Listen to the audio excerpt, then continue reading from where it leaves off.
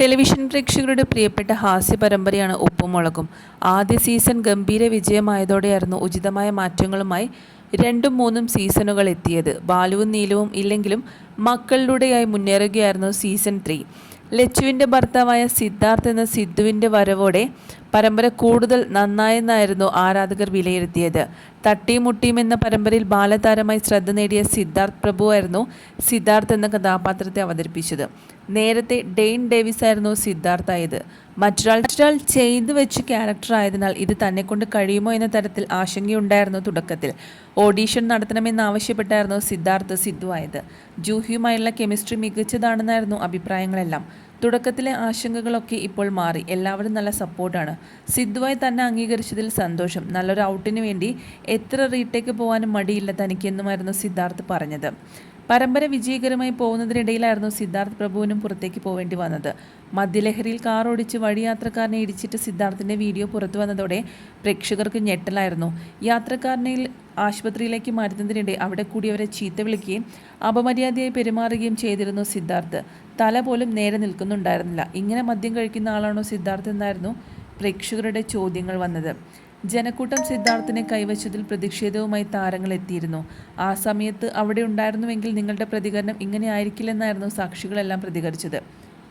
വണ്ടി ഇടിച്ചാൽ ജീവിതത്തിലേക്ക് തിരിച്ചു വരുന്ന കാര്യം സംശയമാണെന്നായിരുന്നു ദൃക്സാക്ഷികൾ പറഞ്ഞത്. വെള്ളിയാഴ്ച രാവിലെയായിരുന്നു അദ്ദേഹം മരിച്ചു എന്ന വാർത്ത പുറത്തു വന്നത്.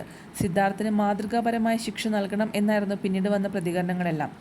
നരഹത്യയ്ക്ക് കേസെടുത്ത് നടനെ അറസ്റ്റ് ചെയ്യാനുള്ള നീക്കത്തിലാണ് പോലീസ് എന്നുള്ള വിവരങ്ങളും പുറത്തു വന്നിരുന്നു. ഇനിയിപ്പോൾ സിദ്ധു ഗൾഫിലേക്ക് പെട്ടെന്ന് തന്നെ തിരിച്ചു പോകുമായിരിക്കും. ഇനി എന്തായാലും പരമ്പരയിലേക്കൊരു തിരിച്ചുവരവ് ഉണ്ടാകില്ല. പ്രമോ വീഡിയോയുടെ താഴെയായും ഫാൻസ് ഗ്രൂപ്പുകളിലുമെല്ലാം ഉപ്പുമുളകിനെ കുറിച്ചുള്ള ചർച്ചകൾ സജീവമായി തുടരുന്നുണ്ട്. അതുപോലെ ലച്ചുവിന് എന്താ സീരിയലിൽ ഭർത്താവ് വാഴാൻ യോഗമില്ലേ? ആദ്യ ഭർത്താവാണെങ്കിൽ കല്യാണം കഴിഞ്ഞ് പിന്നെ തിരിച്ചു വന്നിട്ടില്ല. ഇപ്പോൾ വന്ന സിദ്ധു ആണെങ്കിൽ ഇങ്ങനെയുമായി. എല്ലാ കാര്യം കൊണ്ടും ഉപ്പുമുളകും ഒരു ശാപം പിടിച്ച സീരിയൽ തന്നെയാണ് എന്നൊക്കെയാണ് പലരുടെയും കമൻസ് വരുന്നത്. മലയാള ടെലിവിഷൻ ചരിത്രം എടുത്ത് നോക്കിയാൽ സക്സസിലും ഫാൻ ബേസിലും മുൻപന്തിയിലാണ് ഉപ്പുമുളകും. എന്നാൽ ഇതൊരു ശാപം പിടിച്ച പരമ്പരയാണെന്ന് തോന്നുന്നു. കാരണം ഈ 3 സീസണിലും ഏതെങ്കിലും ആർട്ടിസ്റ്റ് റിലേറ്റഡ് ഒരു ഇഷ്യൂ ഉണ്ടാകും. വളരെ മോശമായിട്ടുള്ള കാര്യമാണ് ഇപ്പോൾ സംഭവിച്ചത് എന്നൊക്കെയാണ് പലരും പറയുന്നത്. കാരണം ഉപ്പുമുളകിലെ പ്രധാന കഥാപാത്രങ്ങളായ നീലുവും ബാലുവും ശ്രീകുമാറും എല്ലാവരും പുറത്തു പോകേണ്ടി വന്നത് വലിയൊരു വിഷയത്തിൻ്റെ പേരിൽ തന്നെയായിരുന്നു. ഇപ്പോഴിതാ പുതുതായി വന്ന സിദ്ധാർത്ഥിനും അങ്ങനെ തന്നെയാണ് സംഭവിച്ചിരിക്കുന്നത്.